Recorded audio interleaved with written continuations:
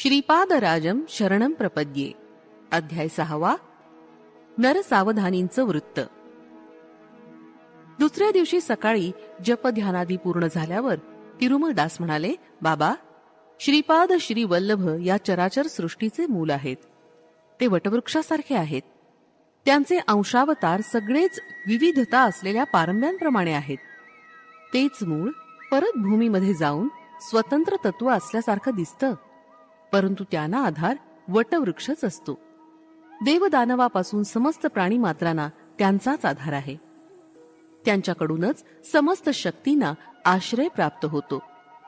पुनरपी त्या शक्ती त्यांच्यातच विलीन होत असतात. पर्वत शिखरावर पोचलेल्या व्यक्तीस सगळ्या वाटा एकसारख्याच वाटतात. त्याचप्रमाणे सगळ्या प्रकारच्या संप्रदायांचे लोक दत्त तत्वामध्येच समन्वय पावतात. प्रत्येक प्राणीमात्रास कांतीचं एक वलय असतं. मी पीठिकापुरात राहत असताना तिथं एक योगी आला. तो विग्रहाच्या कांती वलयाबद्दल माहिती सांगत असे. त्याला व्यक्तीची कांती कोणत्या रंगाची असून किती दूरवर व्यापू नये हे सांगता येत असे. त्यानं श्री कुक्कुटेश्वरालयात येऊन स्वयंभू दत्ताची सूक्ष्म कांती किती दूर व्यापून आहे आणि कोणत्या रंगाची आहे याची परीक्षा करण्याचं ठरवलं. त्या योग्यास स्वयंभू दत्ताच्या ठिकाणी श्री वल्लभांचं दर्शन झालं. त्यांच्या मस्तकाच्या भोवताली विद्युल्लतेच्या तुलनेची धवलकांती अप्रतिमपणे व्यापून होती. त्या धवलकांतीच्या भोवती खालच्या भागात व्यापून असलेल्या निळ्या रंगाच्या कांतीचं त्याला दर्शन झालं. ती मूर्ती त्या योग्यास बघून म्हणाली, बाबा, दुसऱ्यांचं सूक्ष्म शरीर किती दूर व्यापलेलं आहे याची माहिती काढण्याच्या प्रयत्नात अमूल्य जीवनकाळ व्यर्थ घालवू नकोस. प्रथम तुझ्या हिताचा विचार कर. थोड्याच दिवसात तुझा मृत्यू होणार आहे. सद्गती संपादन करण्याचा विचार कर. सर्व सत्यांचा, सर्व तत्वमूलांचा मूल असलेला दत्त मीच आहे.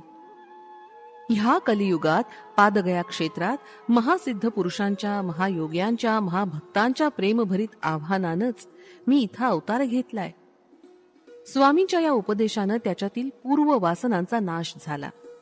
सूक्ष्म शरीराच्या कांतीची माहिती मिळवण्याची त्याची शक्ती श्रीपाद वल्लभातच विलीन झाली. तो श्री वल्लभांचे त्यांच्याच स्वगृहात दर्शन घेऊन धन्य झाला. स्वच्छ अशी धवलकांती असलेले श्रीवल्लभ निर्मळ असून संपूर्ण योगावतार आहेत. निळ्या रंगाची कांती असणारे श्रीप्रभू अनंत प्रेमानं, करुणेनं भरलेले आहेत आणि ह्या गुणांचे हे रंग निदर्शक आहेत. त्या योग्याची विश्रांती झाल्यावर श्रद्धापूर्ण चर्चा सुरू झाली. चतुर्वर्ण विभाग असलेल्या सूक्ष्म शरीराच्या कांतीचा भेददृष्ट्या निर्णय घ्यावा का, किंवा जन्मसिद्ध कुलगोत्राच्या दृष्टीनं निर्णय घ्यावा? कोणत्या वर्णाचा जन्म असला तर वेदोक्त पद्धतीनं उपनयन करावं? कोणत्या वर्णाच्या लोकांचं शास्त्रोक्त म्हणजे पुराणोक्त उपनयन करावं? उपनयनात भ्रुकुटीमध्ये असलेल्या तिसऱ्या डोळ्याचा संबंध असतो का? नसेल तर काही विशेष आहे का? मेधावी लोक म्हणजे काय? अशी चर्चा बराच वेळ गरम गरम चालली होती, परंतु पंडितांचं मतैक्य होत नव्हतं. सत्य ऋषीश्वर या नावाचे मल्लादी बापन्नावधानी पीठिकापूर ब्राह्मण परिषदेचे अध्यक्ष होते. त्यांना बापन्ना आर्य असं सुद्धा लोक श्रद्धेनं म्हणत असत. ते मुख्यतः सूर्याची, अग्नीची उपासना करत. पीठिकापुरात झालेल्या एका यज्ञाचं अधिपत्य करण्याची त्यांना विनंती केली होती. यज्ञाच्या शेवटी कुंभवृष्टी झाली, अर्थात वर्षा झाली. सकल जनसमुदाय आनंदला. श्री वत्सवाई नरसिंह वर्मा या नावाच्या क्षत्रिय गृहस्थांनी श्री सत्य ऋषीश्वरांना त्यांच्या गावात राहावं अशी विनंती केली. परंतु यज्ञ यागात मिळालेलं धन क्षिधा तेवढेच श्री बापन्ना आर्य घेत असत. त्या द्रव्यास शुद्धी नसेल तर ते स्वीकार करत नसत. श्री वर्मांच्या विनंतीस त्यांनी नकार दिला. श्री वर्मांची अत्यंत प्रिय असलेली कपिला गाय होती. तिचं नाव गायत्री असं होतं. ती भरपूर दूध देत असे. ती अत्यंत सुशील आणि साधू स्वभावाची होती. एकदा गायत्री दिसेनाशी झाली. कुठेतरी हरवली, रस्ता विसरली असं वर्तमान श्री वर्मांना कळलं. श्री बापन्ना आर्य ज्योतिष शास्त्राचे पंडित असल्यानं वर्मानी त्यांना गायत्रीच्या क्षेमकुशलासंबंधी प्रश्न केला. तेव्हा श्यामलांबापुरम अर्थात सामर्लकोटा मध्ये खानसाहेब नावाचा कसाई आहे, त्याच्याकडे ती आहे. लगेच न गेल्यास तिचा वध होण्याची भीती आहे, असं बापन्ना आर्य म्हणाले. वर्मानी श्यामलांबापुरास मनुष्यास पाठवण्याच्या प्रयत्नात बापन्ना आर्यांना एक अट घातली. बापन्ना आर्यांच्या वचनानुसार गायत्री मिळाली तर वर्मानी 3 एकर भूमी निवासास असं योग्य घर बापन्ना आर्यांना त्यांच्या पांडित्याचा बहुमान म्हणून द्यावं. बापन्ना आर्यांनी त्याचा अंगीकार न केल्यास गोहत्येचं पातक प्राप्त होईल. बापन्ना आर्य संकट स्थितीत पडले. त्यांनी हे दान जर घेतलं नाही तर वर्मा त्या गायीची हत्या होऊ देतील. त्यामुळे गोहत्येचं पातक लागेल. गोहत्या पातकापेक्षा पंडित बहुमानाचा स्वीकार करणं श्रेयस्कर ठरेल असं त्यांना वाटलं आणि गायत्रीची रक्षा झाली. पिठिकापुरवासियांचं नशीब उघडलं. श्री बापन्नावधानी 3 खंडी धान्य देणाऱ्या भूमीचे मालक झाले.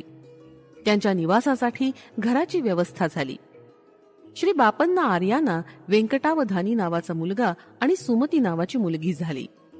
तिच्या जन्मपत्रिकेत सर्व शुभ लक्षणं असून ती चालते वेळी महाराणीस लाजवील अशी चाल आणि लचक असल्या कारणानं सुमती महाराणी असं तिचं नामकरण झालं. श्री बापन्ना आर्यांची कीर्ती थोड्याच काळात 10 दिशांना पसरली. घंडीकोटा आडनावाचा अप्पल लक्ष्मी नरसिंहराज शर्मा नावाचा भारद्वाज गोत्री आपस्तंभ वैदिक शाखेचा एक बालक पीठिकापुरात आला.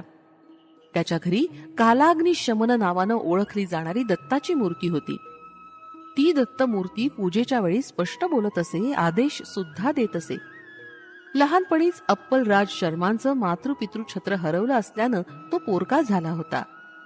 पूजासमयी कालाग्नी शमनानं तू पीठिकापुरात जाऊन हरितस गोत्रिक आपस्तंभ सूत्राच्या वैदिक शाखेचे मल्लादी बापन्नावधानी यांच्याकडे विद्याभ्यास करावा असा आदेश दिला. श्री बापन्ना आर्यांनी दत्ताच्या आदेशानुसार आपल्या घरी विद्यार्थी म्हणून आलेल्या राज शर्मास माधुकरी न मागू देता आपल्याच घरात भोजनाची व्यवस्था केली. श्री बापन्ना आर्य शनी प्रदोष समयास शिवाराधना करीत असत. घरातील स्त्रिया शनी प्रदोष दिवशी शिवाचं व्रत करीत असत. पूर्वीच्या काळी नंद यशोदेनं शनी प्रदोष शिवाराधना केल्यामुळेच साक्षात श्रीकृष्णाचं लालन पालन करण्याचा सुयोग घडून आला. बापन्ना आर्याबरोबर सुदैवानं श्री नरसिंह वर्मा, श्री व्यंकटप्पय्या श्रेष्ठी आणि थोडे प्रमुख वैश्य लोक सहभागी होत. श्री कुक्कुटेश्वर स्वामींच्या मुखातून निघालेली वाणी, सुमती आणि अप्पलराजूचा विवाह. एके दिवशी शनी प्रदोष शिवाराधना झाल्यानंतर श्री कुक्कुटेश्वराच्या शिवलिंगामधून विद्युत कांती प्रकाशत होती. त्यावेळी त्यातून वाणी झाली, बाबा बापनार्या, निस्संदेहपणे तुझी मुलगी सुमती महाराणीस अप्पलराजू शर्मास देऊन विवाह कर. त्यामुळं लोककल्याण होईल हा दत्तप्रभूंचा निर्णय आहे. ह्या महानिर्णयाचं उल्लंघन करण्याचा ह्या चराचर सृष्टीमध्ये कुठल्याही व्यक्तीस अधिकार नाही. ही देववाणी व्यंकटप्पय्या श्रेष्ठीला, नरसिंह वर्माला, तिथे असणाऱ्या सर्व जनसमुदायास ऐकण्यात आली. सगळे आश्चर्यचकित झाले. गोदावरी मंडलांतर्गत ऐनविल्ली या गावातील राजवर्माचे बंधुमित्र परिवारास वर्तमान पाठवले. विवाहाचा निर्णय झाला. राजशर्माला घरदार नव्हते, त्यामुळे थोडा विचार चालला होता. श्री व्यंकटप्पा श्रेष्ठी म्हणाले, मला पुष्कळ घरं आहेत, त्यापैकी एखादं मी राजशर्मास देईन. राजशर्मा दान घेण्यास तयार नव्हते. श्री श्रेष्ठींनी राजशर्मांच्या सोयऱ्यांबरोबर बोलून राजशर्माला मिळणाऱ्या वडिलोपार्जित ग्रहभागाची किंमत लावली.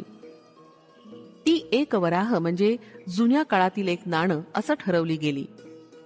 श्री श्रेष्ठींच्या घराची किंमत 12 वराह निश्चित केली. 11 वराह देण्यास माझ्याकडे 1 पै पण नाही असं राजशर्मा म्हणाले. तसं असेल तर मी माझ्या घराची किंमत 1 वराह मात्रच ठरवून विकतो. दान घेण्यास तुम्हा संकोच असेल तर 1 वराह मला देऊन हे घर विकत घ्या असं श्रेष्ठी म्हणाले. श्रेष्ठींनी जे सांगितलं ते धर्मसंमत आहे असा सगळ्यांनी होकार दिला. श्री सुमती महाराणी आणि श्री अप्पल लक्ष्मी नरसिंह शर्मा यांचा विवाह महापंडितांच्या वेदघोषानं मंगलवाद्यांच्या गजरात मोठ्या थाटामाटात पार पडला. श्रीपाद श्री वल्लभांचा अवतार अज्ञानाच्या अंधकाराला दूर करण्यासच झाला आहे. त्या कारणानं श्री प्रभूंनी कालदेवतेला, कर्मदेवतेला शाप दिला. त्या शापास अनुसरून अज्ञानांधकाराचं प्रतीक स्वरूप जन्मांध शिशु आणि अप्राकृतिक प्रगतीचं स्वरूप दर्शवणारं लंगड बालक, अशी 2 बालकं राजशर्मास प्राप्त झाली. आपली दोन्ही मुलं अशा रीतीनं अपंग असल्यानं सुमती आणि राजशर्मा अत्यंत दुःखी होते. आईनविल्ली गावात एक प्रसिद्ध विघ्नेश्वराचं देऊळ आहे. श्री राजशर्मा यांचा दुःखाचा परिहार करण्यासाठी त्यांचे नातेवाईक तेथील महाप्रसाद पिठिकापुरात घेऊन आले. सुमती आणि राजशर्मांनी तो प्रसाद आदरानं घेतला. त्या दिवशीच रात्री सुमती महाराणीला स्वप्नात ऐरावताचं दर्शन झालं. नंतर काही दिवस शंख, चक्र, गदा, पद्म, त्रिशूल, विविध देवतेचं, ऋषींचं, सिद्ध पुरुषांचं, योग्यांचं अशी अनेक दर्शनं तिला स्वप्नात होत होती. काही दिवसांनी जागृतावस्थेत सुद्धा तिला दिव्य दर्शन होऊ लागलं. डोळे झाकले की पडद्यावरील चित्रपटासारखं दिव्य कांतिमय तपसमाधीत मग्न असणारे योगी, मुनी अद्भुत दर्शन देत. देवतांचं जन्म नक्षत्र आणि सुमतीच्या प्रसव समयाचं नक्षत्रात असलेला संबंध. सुमती महाराणीनं आपल्या पित्यास दिव्य अनुभवाबद्दल सविस्तर सांगितलं. ते म्हणाले, ही सर्व लक्षणं महापुरुषाच्या जननाचं शुभसूचक आहेत. सुमती महाराणीचे मामा श्रीधर पंडित म्हणाले, बाई सुमती, रवीचं म्हणजे सूर्याचं जन्म नक्षत्र विशाखाच आहे आणि श्री रामावताराचा संबंध आहे. कृत्तिका हे चंद्राचं जन्म नक्षत्र आहे. ह्याचा आणि श्री कृष्णावताराचा संबंध आहे.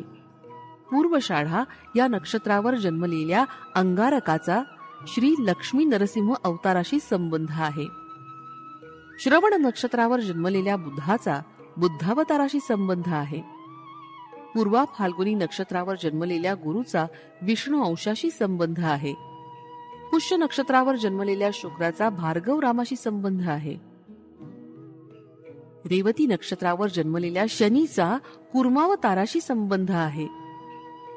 भरणी नक्षत्रावर जन्मलेल्या राहूचा वराह अवताराशी संबंध आहे. आश्लेषा नक्षत्रावर जन्मलेल्या केतूचा मत्स्यावताराशी संबंध आहे. तू मला प्रश्न केलेला समय दैवी रहस्याशी संबंधित आहे. कोट्यावधी ग्रहांना, नक्षत्रांना, ब्रह्मांडाच्या स्थितीगतीला निर्देश देणारे दत्तप्रभूच जन्मास येतील असं मला निश्चित वाटतं. दत्तप्रभू हे नित्य वैभव विभूती. आपले दिव्य अनुभव आणि श्रीधर पंडित यांचं मत सुमती महाराणीनं राजशर्मास सांगितलं. तेव्हा राजशर्मा म्हणाले, मी पूजा करते समयी कालाग्निशमन दत्तांना विचारतो. कालाग्निशमन दत्तात्रेयांची पूजा होत असता कोणत्याही माणसानं ती पाहू नये असा नियम आहे. पूजेनंतर दत्तप्रभू मानवाच्या रूपात समोर बसून बोलतात. नंतर परत त्या मूर्तीमध्ये विलीन होतात. हा रोजचा आमचा नियम आहे. सामान्य विषय किंवा स्वार्थभरित समस्या आम्ही दत्ताला निवेदन करीत नाही. त्या दिवशी पूजेसमयी दत्त महाराज प्रसन्न होते. पूजेनंतर ते मानवी रूपात समोर बसले आणि श्रीधरा या असं बोलावलं. दत्त मूर्तीतून एक रूप बाहेर पडलं आणि त्यांच्या समोर ध्यानस्थ बसलं. परत आपल्या बोटानं संकेत करीत श्रीधरा या असं म्हणाले. तत्काळ ते रूप त्यांच्यातच विलीन झालं. राजशर्माला हे सगळंच आश्चर्यजनक होतं.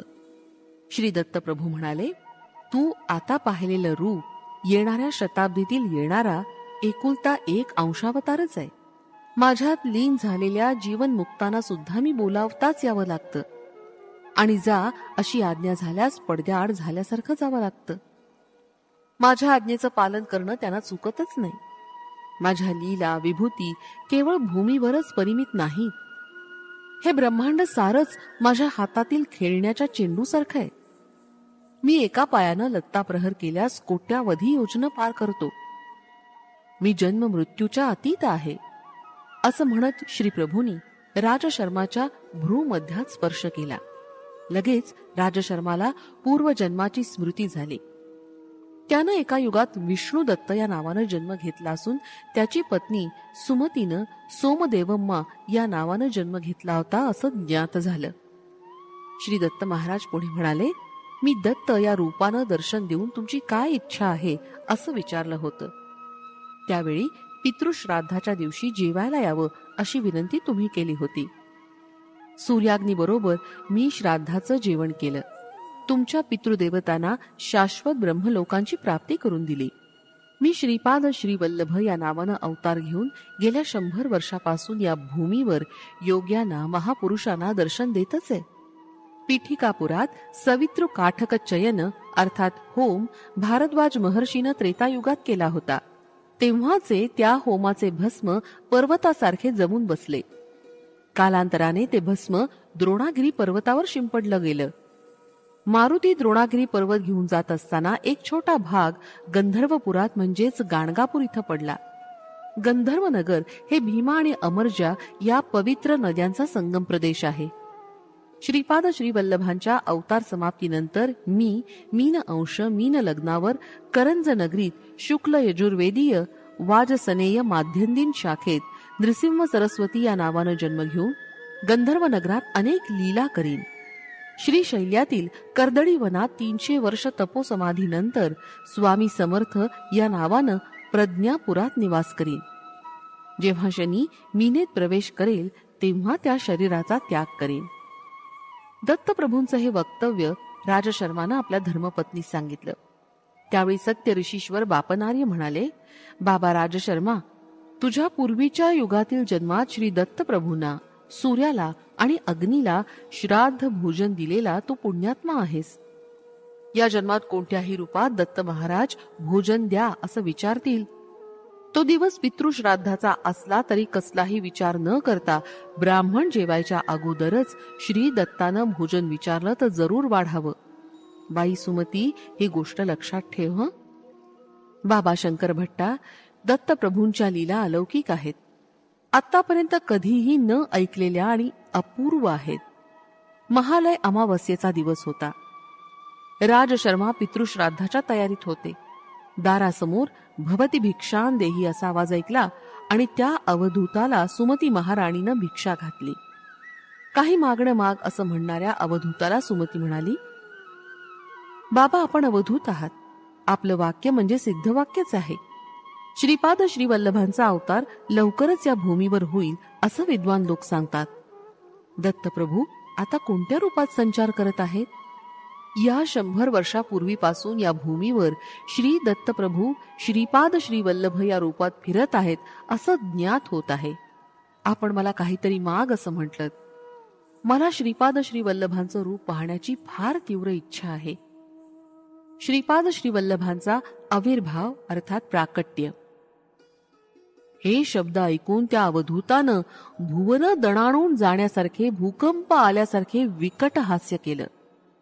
सुमती महाराणीला तिच्या सभोवतीचं समस्त विश्व एका क्षणातच अदृश्य झाल्यासारखं वाटलं. समोर 16 वर्ष वय असलेला सुंदर बालक यतीच्या रूपात प्रकट झाला आणि म्हणाला, आई, मीच श्रीपाद श्रीवल्लभ आहे. मीच दत्त आहे. अवधूतांच्या रूपात असताना श्रीवल्लभांचं रूप पाहण्याची इच्छा व्यक्त केलीस. ती इच्छा पूर्ण करण्यास तुला श्रीवल्लभांच्या रूपात दर्शन दिलं. श्रीवल्लभांच्या रूपात असलेल्या मला कोणतंही मागणं मागू शकतेस. तू मला जेव घालून तृप्त केलंस. जे मागशील ते वरदान द्यावं अशी इच्छा आहे. या जगातील लोकांनी संकल्प रूपानं पापकर्म केल्यास पापांचं फळच प्राप्त होतं. संकल्पानं पुण्यकर्म केल्यास पुण्यकर्माचं फळ प्राप्त होतं. निष्काम कर्माचं आचरण केल्यास त्यास अकर्म म्हणतात. ते सुकर्मही नसतं अथवा दुष्कर्मही नसतं. अकर्मास पुण्य किंवा पाप असं कोणतंच फळ नाही. म्हणून दुसरंच फळ द्यावं लागतं, ते भगवंताधीन असतं. अर्जुनानं अकर्म केल्यामुळंच श्रीकृष्णानं त्याला कौरवांना मारायला सांगितलं. तसं मारल्यास पाप लागणार नाही असं श्रीकृष्णानं अर्जुनाला सांगितलं. कौरवांचा संहार हा भगवंत निर्णयच होता. तुम्ही दंपतींनी पण विशेष असं अकर्म केलं आहे. म्हणून लोकहितार्थानं काहीतरी प्रतिफळ दिलंच पाहिजे. निस्संदेहानं तुझी इच्छा मला सांग, न चुकता ती पुरवीन.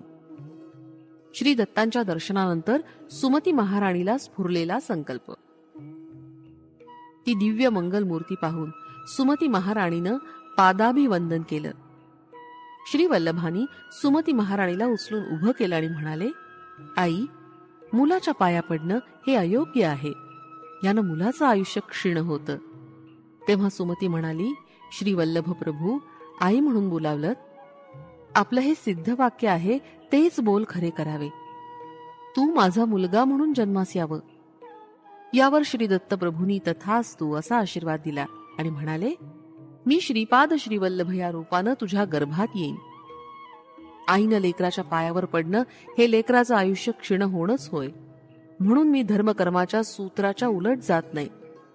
मी पुत्र रूपानं 16 वर्षापर्यंत जीवन व्यतीत करेन.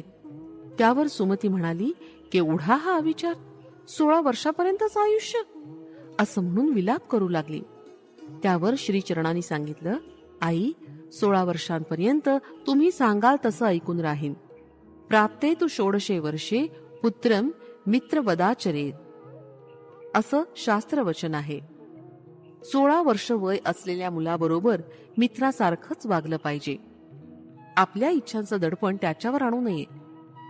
मला लग्न करण्यासाठी बंधनं घालू नयेत. मला यती होऊन स्वेच्छेनं विहार करण्याची परवानगी द्यावी. माझ्या या संकल्पाच्या विरुद्ध तुम्ही बंधन घातलं तर मी घरात राहणार नाही, असं सांगून त्वरित दत्तप्रभू अदृश्य झाले. सुमती महाराणी अवाक झाली. तिला काहीच कळेनासं झालं. घडलेला सारा वृत्तांत तिनं आपल्या पतीस विवरण करून सांगितला. तेवढ्यातच अप्पल राजू म्हणाले, सुमती, विचार करू नकोस. श्री दत्त महाराज या प्रकारे आपल्या घरी भिक्षेस येतील असा विषय तुझ्या वडिलांनी सूचना म्हणून अगोदरच सांगून ठेवला होता.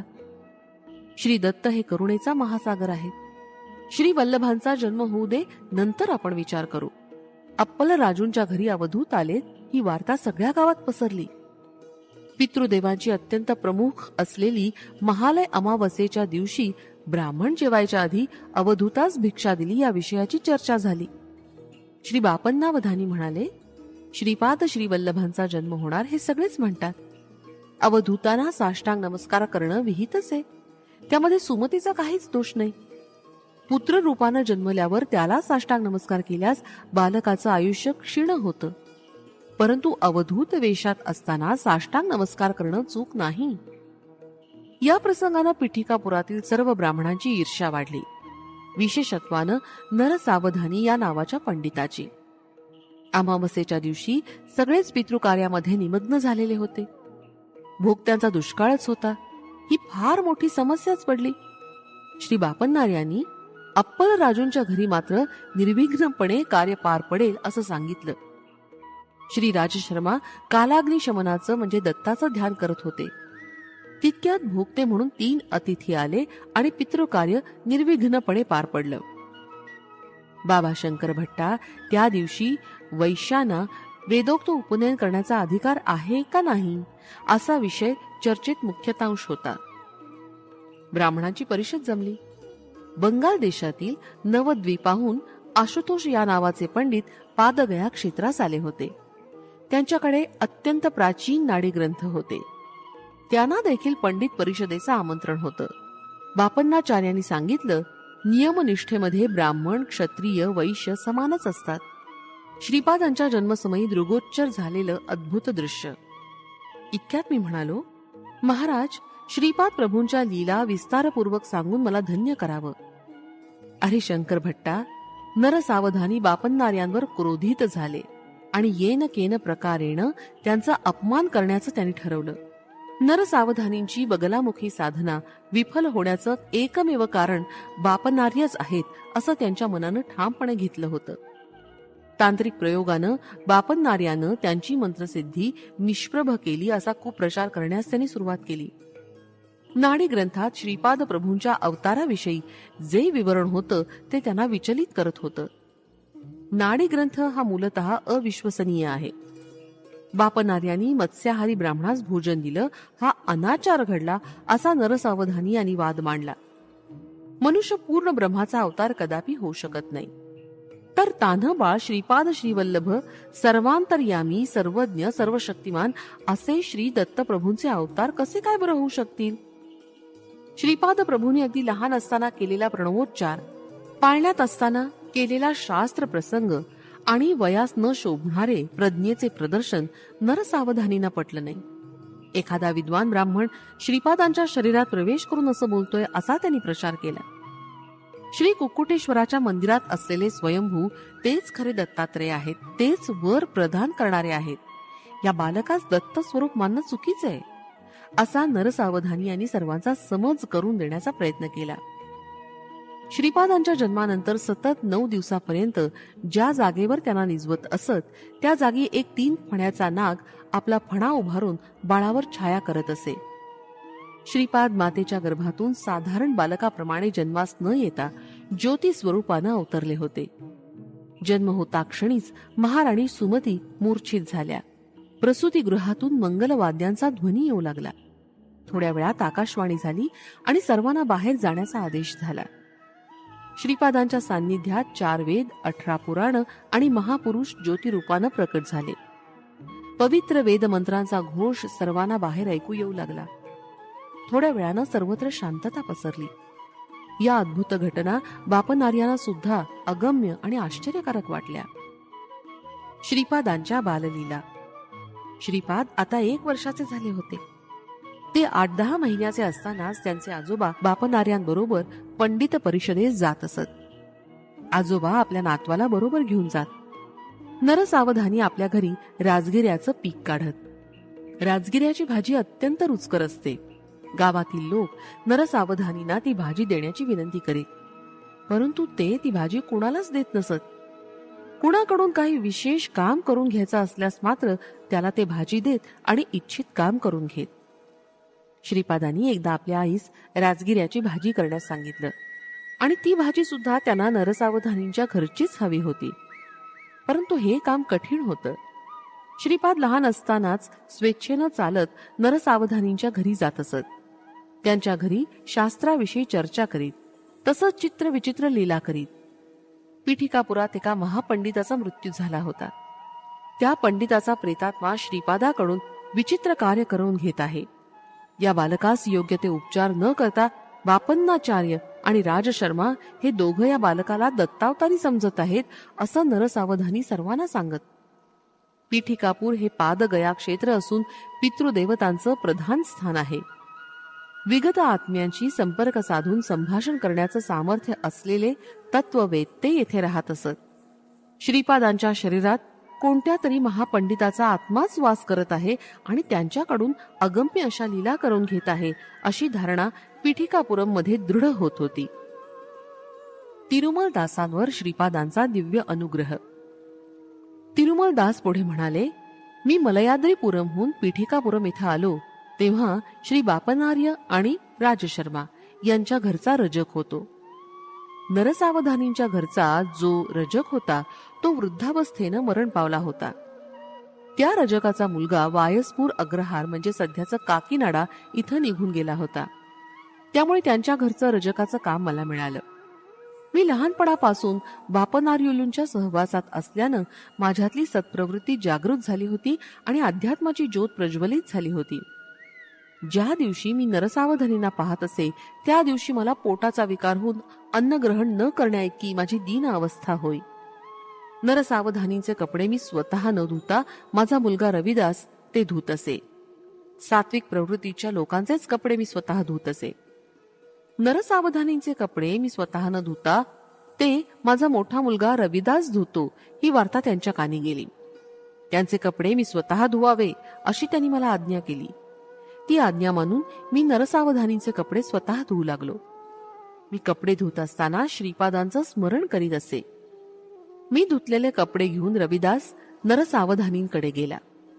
मी धुतलेले कपडे जेव्हा सगळ्यांनी घातले तेव्हा कोणालाच काही झालं नाही. परंतु नरसावधानींनी ज्यावेळी ते कपडे घातले तेव्हा त्यांना त्यांच्या अंगावर विंचू गोम सरपटत असल्यासारखं वाटलं. त्या कपड्यांमध्ये त्यांचं शरीर अग्नीवर ठेवल्याप्रमाणे पोळू लागलं. नरसावधानींनी मला बोलावलं आणि ते रागानं म्हणाले, कोणत्या तरी क्षुद्र विद्येचा मंत्राचा प्रयोग मी कपड्यावर केलाय. त्या अपराधाबद्दल त्यांनी माझी न्यायाधीशाकडे तक्रार केली. परंतु चतुर न्यायाधीशांनी मला निर्दोष जाहीर करून सोडून दिलं. मी आनंदात घरी आलो.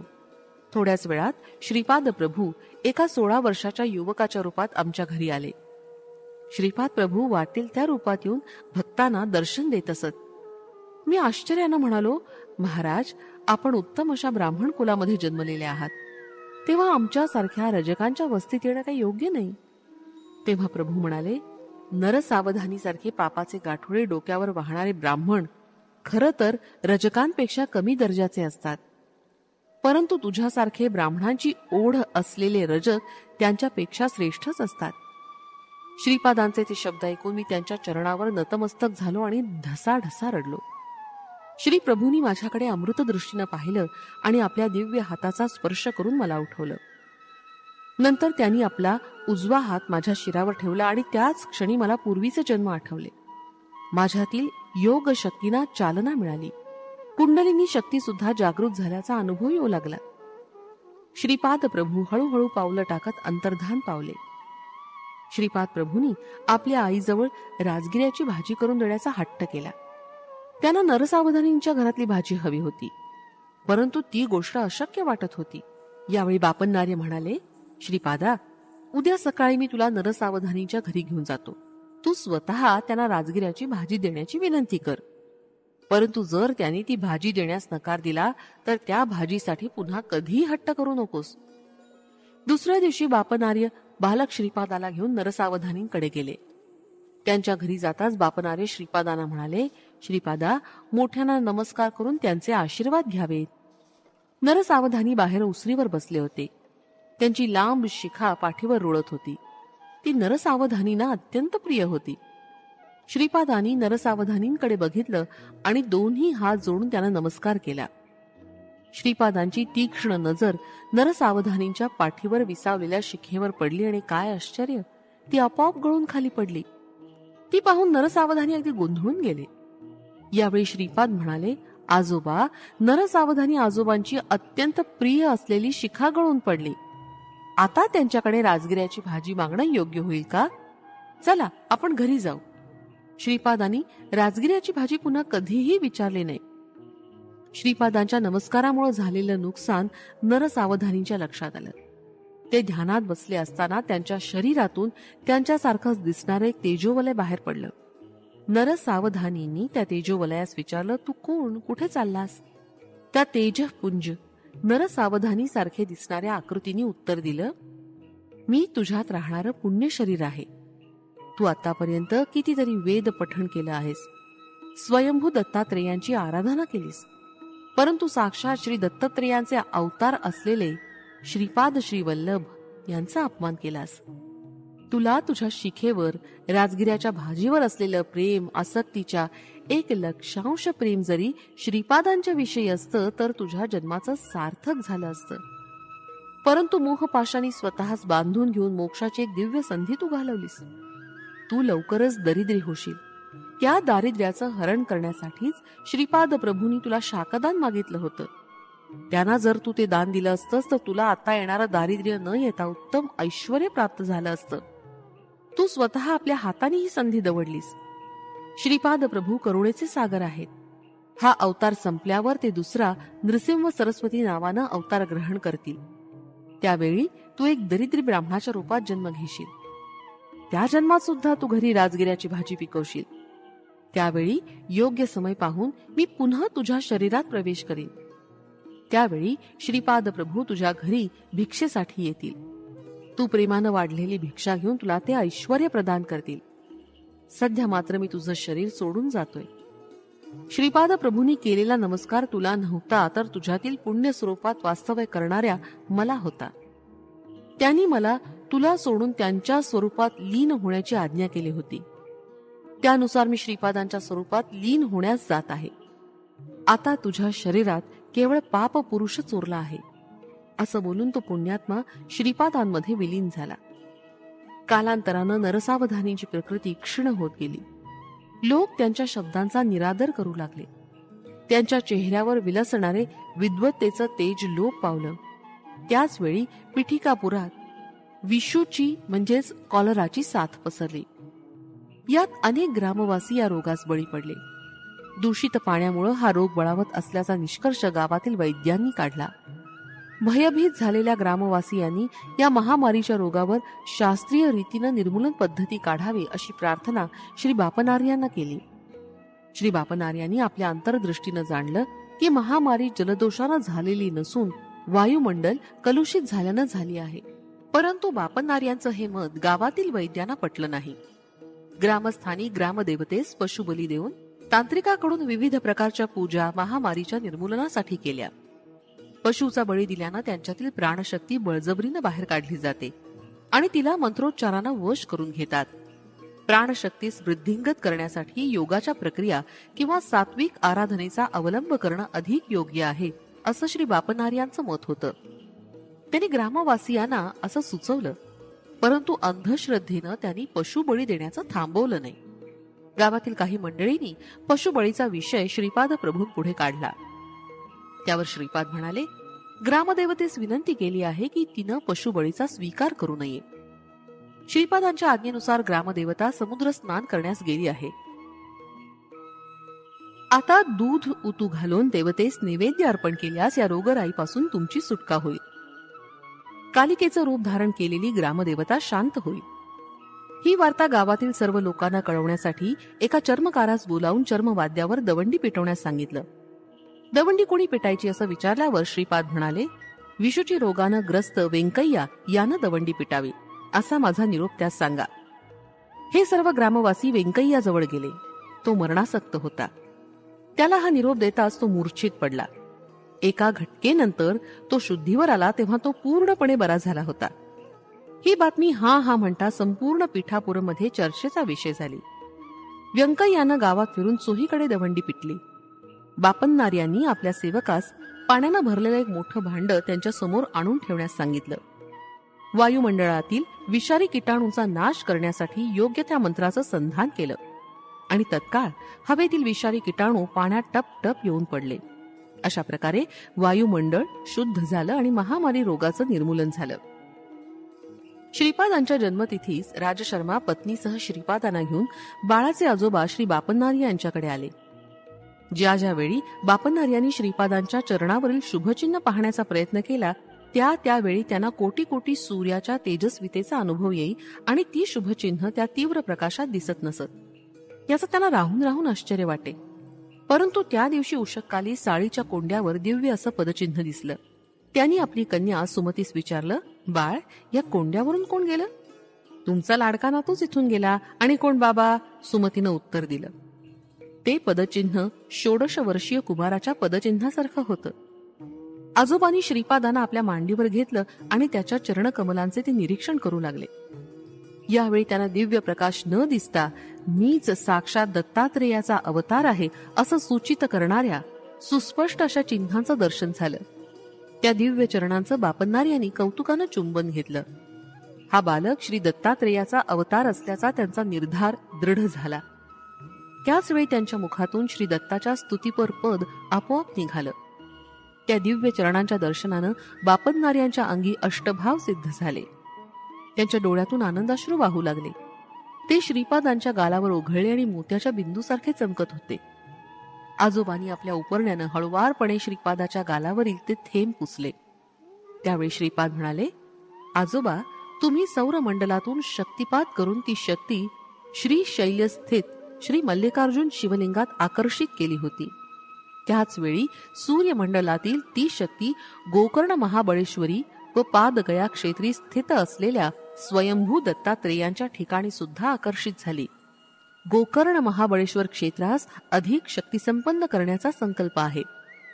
प्राणीमात्रातून जे अनिष्ट स्पंदन बाहेर पडतात त्या स्पंदनांना माझ्यात लय पाहून जे जे साधक आश्रित आहेत त्यांच्या प्रती शुभ स्पंदनांचं प्रसारण व्हावं असा माझा संकल्प आहे. गोकर्ण महाबळेश्वर हे परमेश्वराचं आत्मलिंग आहे. त्याच्या केवळ दर्शनानं मुक्ती साध्य होते. तसंच श्री शैल्याच्या दर्शनानं सुद्धा मुक्तीचं फळ प्राप्त होतं. येथील मल्लिकार्जुनास शक्ती संपन्न करण्याचा संकल्प आहे. तुम्ही सत्यऋषी आहात. मी यतीच्या रूपात होतो तेव्हा आईनं मला नमस्कार केला. त्यामुळे मी अल्पायुषी होणार असं माझं मत होतं. परंतु आईनं मला श्रीपाद रूपात नमस्कार केला म्हणून मी अल्पायुषी होणार नाही असं आपण म्हणालात. तेव्हा आपल्या दोघांचंही म्हणणं खोटं होऊ नये म्हणून मी केवळ 16 वर्षापर्यंतच तुमच्या घरी राहण्याचं ठरवलं आहे. संसार बंधनातून मुक्तीची इच्छा करणाऱ्या मुमुक्षूंना अनुग्रह देण्याचं कार्य पुढे आहे. मी चिरंजीव असावं असा तुमचा संकल्प आहे तो मी पूर्तीस नेईन. श्रीपाद श्रीवल्लभ हे स्वरूप गुप्त करेन. नृसिंह सरस्वती हा अवतार घेतला तरी श्रीपाद श्रीवल्लभ रूप हेच नित्य सत्य रूप म्हणून राहील.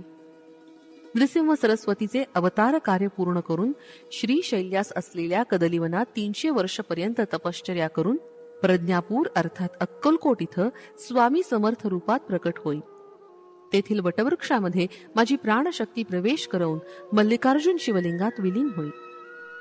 बापन्नार्यांना हे सगळं आश्चर्यकारक आणि अद्भुत असं वाटलं. आजोबांच्या घरी पहिल्या वर्षीचा वाढदिवस अति आनंदात आणि थाटात साजरा झाला. पिठिकापुरमला त्या दिवशी आणखीन एक आश्चर्य घडलं. नरसावधानी, देवळाचे पुजारी आणि अजून काही मंडळी कुक्कुटेश्वराच्या मंदिरात दर्शनाला गेले असताना त्यांना तेथे स्वयंभू दत्तात्रेयाची मूर्ती दिसली नाही. मंदिरातील मूर्ती दिसेनाशी झाल्याची वार्ता गावात दावानलासारखी पसरली. नरसावधानींच्या विरुद्ध असलेला एक तांत्रिक मूर्ती अदृश्य होण्याचं कारण नरसावधानीच आहेत असं मोठ्या तावातावानं म्हणू लागला. नरसावधानी शूद्र विद्येचे उपासक आहेत आणि त्यांनीच मूर्ती अदृश्य केली असा प्रचार गावात करण्यास त्यानं सुरुवात केली. पिठापुरमच्या ब्राह्मणांनी नरसावधानींच्या घराची झडती घेण्याचं ठरवलं. ते ब्राह्मण श्री बापन्नार्यांना भेटले आणि झालेला प्रकार सांगितला. तेव्हा बापन्नार्या त्या ब्राह्मणास म्हणाले, सत्य प्रत्ययास येईपर्यंत मौन राहावं. योग्य वेळी या प्रश्नाचं समाधान होईल. नरसावधानींच्या घराची झडती घेऊन संशयस्थळी खोदकाम केल्यावर तिथं मानव कपाल आणि क्षुद्र विद्येस उपयोगी पडणाऱ्या काही वस्तू सापडल्या, परंतु श्री दत्तात्रेयांची मूर्ती मात्र मिळाली नाही. श्री नरसावधानी मूर्तीच्या चोरीच्या आरोपापासून मुक्त झाले, परंतु ते क्षुद्र विद्येचे उपासक असल्याचं सिद्ध झालं. दिवसेंदिवस त्यांची प्रकृती क्षीण होत होती. त्यांच्याकडे एक वांझ गाय होती. तिला बैलाप्रमाणे शेतीच्या कामासाठी ते वापरत, पण वेळेवर दाणा पाणी सुद्धा देत नसत. एके दिवशी नरसावधानीच्या विरुद्ध असलेल्या तांत्रिकानं त्या गायीच्या शरीरात शूद्र शक्तीचं आवाहन केलं. त्यामुळे त्या गायीनं खुंटाचं बंधन तोडून टाकून ती घरात शिरली आणि घरच्या लोकांना शिंगानं मारू लागली. नरसावधानींनी अतिप्रेमानं लावलेला राजगिऱ्याच्या भाजीचा मळा तिने उद्ध्वस्त केला. त्या गायीजवळ जाऊन तिला दोरीनं बांधणं कुणाचंच शक्य झालं नाही. त्याच दिवशी नरसावधानींच्या घरी त्यांच्या आईचं श्राद्ध होतं. श्राद्धाचा संपूर्ण स्वयंपाक झाला होता. श्राद्धाच्या ब्राह्मणांचं भोजन झालं होतं. घरच्या मंडळींचं मात्र जेवण अजून झालं नव्हतं. त्या गायीनं सारं अन्न आणि वडे खाऊन टाकले. याच वेळी बालक श्रीपाद प्रभू आपल्या वडिलांना नरसावधानींच्या घरी घेऊन जाण्याचा हट्ट करू लागले. श्रीराज शर्मा त्यांना घेऊन नरसावधानींच्या घरासमोर जाऊन उभे राहिले. तेवढ्यात ही गाय नरसावधानींच्या घरातून बाहेर आली. तिनं अंगणात उभे असलेल्या श्रीपादांना 3 प्रदक्षिणा घातल्या आणि त्यांच्या चरणी नतमस्तक झाली आणि त्याच अवस्थेत गतप्राण झाले. या प्रसंगानंतर गावातील लोक अनेक मतं व्यक्त करू लागले. गायीनं खाल्लेल्या वड्यामध्ये विष होतं आणि ते खाल्ल्यानं गाय मरण पावली. आता नरसावधानींना गोहत्येचं पाप लागेल असे नाना लोकापवाद उठू लागले. त्यामुळे नरसावधानी त्रस्त झाले होते.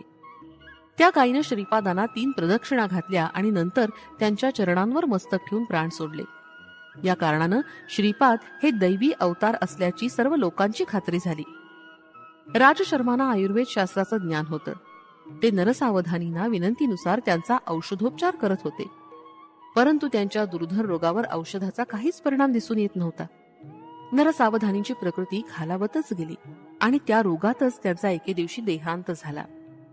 नरसावधानींच्या मृत्यूमुळे गावातील लोक श्री राजशर्मांनी त्यांना उत्तम औषध दिली नाहीत, त्यामुळे ते आपल्या जीवास मुकले असं बोलू लागले. काही जण म्हणू लागले की श्रीपाद श्रीवल्लभ नरसावधानींकडे रोज जात असत. ते जर दत्तावतारी असते तर नरसावधानींचा मृत्यू कसा झाला? अनेकांनी गोहत्येचं पातकच त्यांच्या देहांताचं कारण असल्याचा निर्वाळा दिला. नरसावधानींच्या कुटुंबियांचं सांत्वन करण्यासाठी श्री राज शर्मा व श्रीपाद गेले असताना नरसावधानींच्या पत्नीनं त्यांचा हात धरून म्हटलं, अरे बाळा श्रीपादा, चिमूटभर सौभाग्याचं वाण घेण्यासाठी मी दूर दूर पर्यंत हळदी कुंकवात जात होते. तू दत्तात्रेयच आहेस तर नरसावधानी आजोबांना जिवंत करणं तुला शक्य नाही का? असं म्हणून ती माऊली रडू लागली. नवनीतासारखं मऊ हृदय असलेल्या श्रीपाद प्रभूंनी त्या मातेचे अश्रू पुसले. शवयात्रा सुरू झाली. राजशर्मा आणि श्रीपाद त्या अंतिम यात्रेत सहभागी झाले. नरसावधानींच्या ज्येष्ठ पुत्रानं पित्याच्या चितेस अग्नी देण्यासाठी अग्नी हातात घेतला. त्यावेळी श्रीपादांच्या नयनातून 2 थेंब बाहेर पडले.